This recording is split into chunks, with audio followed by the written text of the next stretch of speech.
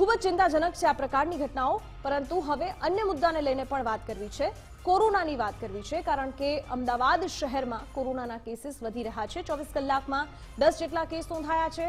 4 લોકોની travel history હોવાનું જાણવા મળ્યું છે। અમદાવાદમાં હાલ કોરોનાના 46 એક્ટિવ કેસ થઈ ચૂક્યા છે। 45 લોકો હોમ આઇસોલેશનમાં છે, એક વ્યક્તિ હોસ્પિટલમાં છે અને અમદાવાદમાં JN1 વેરિયન્ટના 36 કેસ અત્યાર સુધીમાં નોંધાઈ ચૂક્યા છે।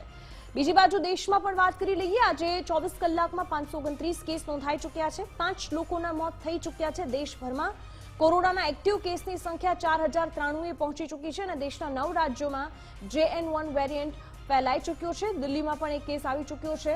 ગુજરાતમાં સૌથી વધારે 36 કેસ છે, કર્ણાટકમાં 34, ગોવામાં 14, મહારાષ્ટ્રમાં 9, કેરળમાં 6, રાજસ્થાનમાં 4 કેસ છે અને તમિલનાડુમાં 4 કેસ છે, તેલંગાણામાં 2 કેસ અને દિલ્હીમાં પણ 1 કેસ નોંધાઈ ચૂક્યો છે। જોકે કોરોનાને લઈને રાજ્ય સરકારના પ્રવક્તા મંત્રીએ કહ્યું છે કે ભારતમાં કોરોનાના 4000 કેસ છે, ગુજરાતમાં 67 કોરોનાના કેસ છે, 36 જેટલા JN વાયરસના કેસ ધ્યાને આવ્યા છે, પરંતુ હાલ તકેદારીની જરૂર છે, ડરવાની જરૂર નથી। શું કહ્યું હતું એ સાંભળી લઈએ।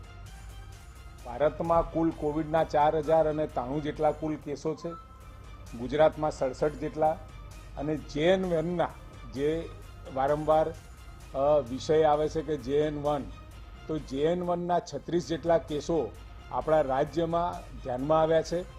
આપણા ત્યાં GBRCમાં 4000 test genome sequencing per day કરી શકીએ એ પ્રમાણેની કેપેસિટી છે।